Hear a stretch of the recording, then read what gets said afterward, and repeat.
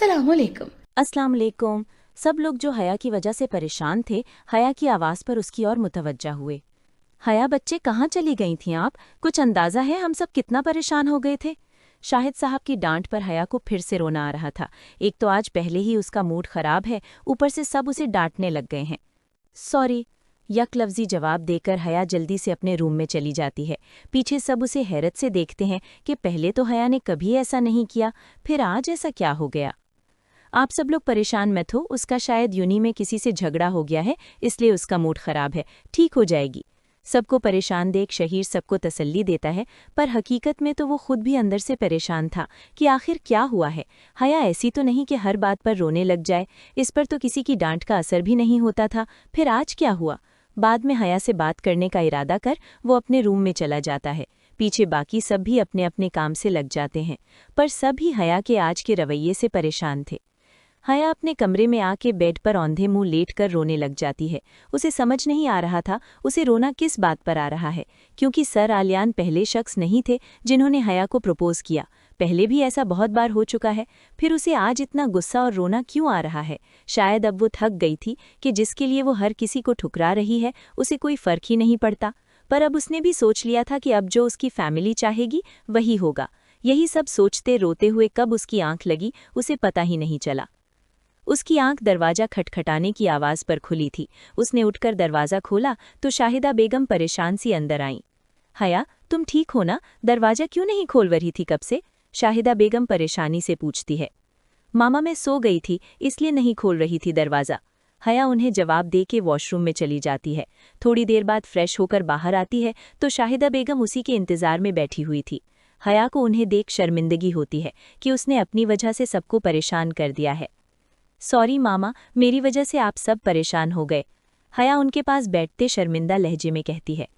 कोई बात नहीं बेटा, पर सब ठीक है ना? क्या हुआ था तुम्हें? पहले तो कभी तुमने ऐसे नहीं किया। शाहिदा बेगम प्यार से उससे पूछती है। अब हया उन्हें क्या बताती कि क्या हुआ था उसे।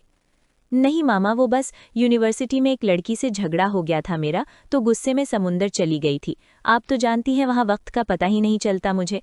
हया नज़रें चुराकर झूठ बोलती है। शाहिदा बेगम समझ गई थी कि वो बताना नहीं चाहती, इसलिए ज़्यादा इसरार नहीं किया और हया को नीचे आने का बोल कमरे से बाहर निकल गई थी। अस्सलाम वालेकुम बहन, कैसी हैं आप? सब लोग हॉल में बैठे बातें कर रहे थे कि शाहिदा बेगम को महक की मामा की कॉल आ जाती है। वालेकुम सलाम बहन, मैं बिल्कुल ठीक हूँ। असल में मैंने ये बताने के लिए फ़ोन की थी कि मैंने महक के पापा से बात की है, उन्हें इस रिश्ते पर कोई मसला नहीं, तो हमारी तरफ से रिश्ते के लिए हाँ है। आप जब चाहें मंगनी की तारीख रख सकते हैं, हमें कोई मसला नहीं। कुलसूम बेगम की बात सुन शाहिदा बेगम की तो खुशी का कोई ठिकाना ही नहीं था। जी जी बहन, मैं सबसे बात कर फिर आपको बताती हूँ तारीख का। शाहिदा बेगम ने थोड़ी और बातचीत के बाद फ़ोन रख दिया और सबको ये खुशखबरी सुनाई, जिस पर सब ही खुश हो गए। हया भी सब भूल भाल कर अपने भाई की खुशी में खुश थी, पर ये खुशी कब तक रहनी थी कोई नहीं जानता था। आने वाले वक्त से बेखबर सभी खुशी खुशी मंगनी की प्लानिंग कर रहे थे। सब बड़ों के मशवरे पर 2 दिन बाद निकाह की डेट फाइनल हुई थी। वैसे होनी तो मंगनी थी, पर शाहान और महक की ख्वाहिश पर अब निकाह हो रहा था। सब लोग तैयारियों में मसरूफ़ थे, क्योंकि वक्त बहुत कम था और काम बहुत ज़्यादा।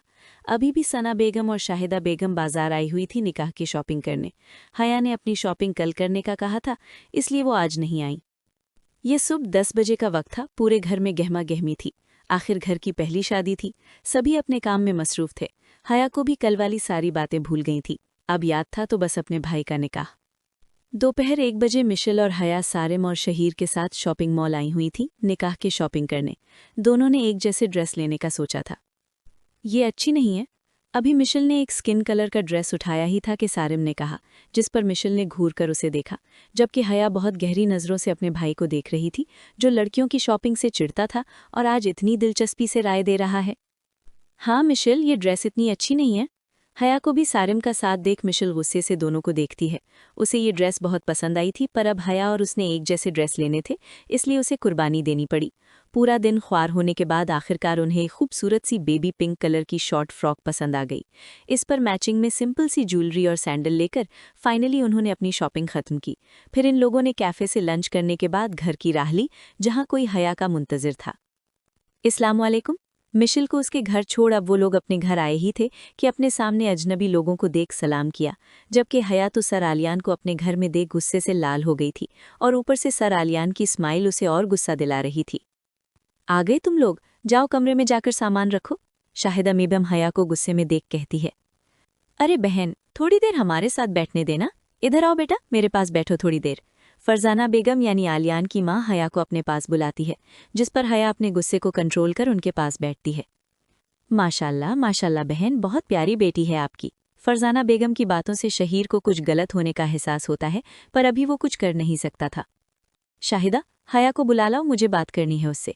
आलियान और उसकी फैमिली के जाने के बाद शाहिद साहब संजीदा अंदाज में हया को बुलाने का कहते हैं। जी पापा, आपने बुलाया? हया नीचे आके पूछती है। सब छोटे बड़े यहीं मौजूद थे। आज जो लोग आए थे उन्हें जानती हो? शाहिद साहब के सवाल पर हया गहरा सांस लेकर सर हाँ में हिला देती है। उसके सर हिलाने पर शहीर को अपना सांस रुकता हुआ महसूस होता है। वो रिश्ता लेकर आए थे तुम्हारा, शाहिद साहब उसके इल्म में इजाफा करते हैं, लेकिन हया की जानती हो के जवाब में उन्हें लगता है वो लोग जो बोल रहे थे सब सच था। हया भी उस लड़के को पसंद करती है, फिर भी वो हया के मुंह से सुनना चाहते थे। क्या तुम उसे पसंद करती हो? शाहिद साहब के जवाब पर जहां हया नज़र उठाकर उन्हें देखती है, वहीं शहीर अपनी सांस रोके हया के जवाब का मुंतज़िर था। नहीं पापा, मैं उन्हें पसंद नहीं करती, बल्कि वो तो मुझे जहर लगते हैं, इतने वक्त से पीछे पड़ गए हैं। हया शाहिद साहब को सब बताती है, जिस पर शहीर शुक्र करता है, पर उसे गुस्सा भी आ रहा था इस आलियान पर। उसका बस नहीं चल रहा था, क्या कर बैठे। यही हाल बाकी सबका भी था, पर फिलहाल सब खामोश थे। अच्छा चलो हम देखते हैं, अब आप सब जाओ अपने अपने कमरे में। अब के शफीक साहब सबको जाने का बोल आपस में बातें करते हैं कि आगे क्या करना है। ट्विनी, हया जो अभी गुस्से में अपने रूम में आई थी कि सालार भी उसके पीछे आकर उसको पुकारा। सालार, अभी चले जाओ, मेरा दिमाग बहुत गर्म है, मैं कहीं कुछ कर न दूं, हया गुस्से से कहती है। गुस्से करने से क्या होगा, जाके बता क्यों नहीं देती सबको कि तुम शहीर भाई से प्यार करती हो? सालार की बात पर हया हैरानी से उसे देखती है। ऐसे क्या देख रही हो, तुम्हें क्या लगा मुझे कुछ पता नहीं है? शायद तुम भूल गई हो मेरी जान, जुड़वा हैं हम दोनों। सालार की बात पर हया उसके गले लग रोने लगती है। सालार भी उसे चुप नहीं करवाता कि एक ही बार में अंदर का सारा गुबार निकल जाए। काफी देर रोने के बाद हया सालार से अलग होती है। सालार को अपनी लाडली बहन को ऐसे देख दुख होता है। हया, तुम बता क्यों नहीं देती घर वालों को या शहीर भाई को? सालार फिर वही बात करता है। क्यों, वो खुद नहीं बता सकता सबको? वो बोलता नहीं, पर मैं जानती हूँ वो भी मोहब्बत करता है मुझसे, पर वो बुज़दिल है, किसी से कुछ नहीं कह सकता। हया संजीदगी के साथ सालार से बात करती है। वो बुज़दिल है तो तुम बहादुरी दिखा दो, सालार भी संजीदगी से हया को देखकर कहता है। तुम नहीं समझोगे सालार, बचपन से मैं उसके इंतज़ार में बैठी हुई हूँ। इतने साल बाद वो यहाँ आया और अब बस 3 दिन, सिर्फ 3 दिन बचे हैं उसके वापस जाने में, और मैं जानती हूँ वो इस बार गया तो वापस नहीं आएगा। अगर वो मुझे एक बार अपनी ज़ुबान से कह देना तो पूरी ज़िंदगी उसका इंतज़ार करती रहूँगी, पर वो कह ही नहीं रहा। बोलते बोलते आखिर में हया की आवाज़ रौंद गई थी। पर अब बस, मैं भी उसके लिए कोई आंसू नहीं बहाऊंगी। अब जहाँ घर वाले चाहेंगे मैं वहीं शादी करूंगी। हया एक फैसला कर अपने आंसू साफ करके बाथरूम चली जाती है। पीछे सालार दुख से उस बंद दरवाजे को देखता है। दरवाजे के बाहर हया से मिलने आया शख्स उन दोनों की सारी बातें सुन वहीं से वापस चला जाता है। आज शाहान और महक का निकाह था। सब लोग ही तैयारियों में लगे हुए थे। मामा मामा, ये देखिए मेरी ड्रेस। हया शाहिदा बेगम के पास आते उन्हें रोते हुए अपनी आज की ड्रेस दिखाती है, जो किसी ने खराब कर दी थी। अरे, तो इसमें रोने की क्या बात है, कोई और पहन लो, शाहिदा बेगम हया को रोते देख कहती है। मामा, मेरे पास और कोई नई ड्रेस नहीं है, और आज मैंने और मिशेल ने सेम ड्रेस पहननी थी। हया और जोर से रोने लग जाती है कि सना बेगम आके उसे एक ड्रेस थमाती है। जाओ, जाके ये ड्रेस पहन कर आओ, फिर पार्लर वाली तैयार कर देगी तुम्हें, सना बेगम हया से कहती है, जिस पर हया नासमझी से उन्हें देखती है। पर बड़ी मामा, ये तो ब्राइडल ड्रेस है, हया नासमझी से पूछती है। ओ हाँ, तुम्हारे पापा ने तुम्हारा रिश्ता पक्का कर दिया है हया, आज शाहान के साथ तुम्हारा भी निकाह है। शाहिदा बेगम बड़े आराम से हया के सर पर बम फोड़ती है। हया वैसे ही हैरत से कभी माँ को तो कभी बड़ी माँ को देखती है, जो उसके सर पर धमाका करते अपने काम में लग गए। ये तक ना बताया कि किससे करवा रहे हैं निकाह। हया के जहन में सबसे पहला ख्याल आलियान का आया। तो क्या पापा ने आलियान के रिश्ते के लिए हाँ कर दी? वो खुद से ही सोच रही थी कि शाहिदा बेगम ने उसे जल्दी चेंज करने का कहा, तो वो भी मुर्दा कदमों से चलती बाथरूम में चली गई। चेंज करके पार्लर वाली ने उसे तैयार किया। सफ़ेद ब्राइडल मैक्सी में हल्के से मेकअप में वो आसमान से उतरी कोई उदास परी मालूम हो रही थी, जो आज अपनी मोहब्बत, अपना सब कुछ खोने के गम में उदास थी। अभी वो यही सब सोच रही थी कि शाहिद साहब अंदर आए। हया को ऐसे गुमसुम देख उन्हें दुख हुआ, पर उन्हें उम्मीद थी कि हया इस रिश्ते को दिल से कबूल कर लेगी। हया बच्चे, अपने बाबा से नाराज़ हो? हया के देखने के बाद नज़रें फेरने पर शाहिद साहब तो तड़प ही गए थे। नहीं पापा, मैं किसी से नाराज़ नहीं। हया वैसे ही नज़रें झुकाए जवाब देती है। बेटा, मैं जानता हूँ ये फ़ैसला बहुत जल्दबाजी में हुआ है, लेकिन मैं जानता हूँ ये फ़ैसला तुम्हारे हक़ में बेहतर साबित होगा, इंशाअल्लाह। शाहिद साहब हया के माथे को चूमकर बाहर चले गए। पीछे हया आंसू बहाती बाप की बातों को सोच रही थी कि शाहिदा और सना बेगम आके उसे हॉल ले जाने के लिए आती है, तो हया भी अपने आंसू साफ कर उनके साथ चली जाती है। हया मलिक वल्द शाहिद मलिक, आपका निकाह शहीर मलिक वल्द शफीक मलिक से 50 लाख हक महर किया जाता है। क्या आपको ये निकाह कबूल है?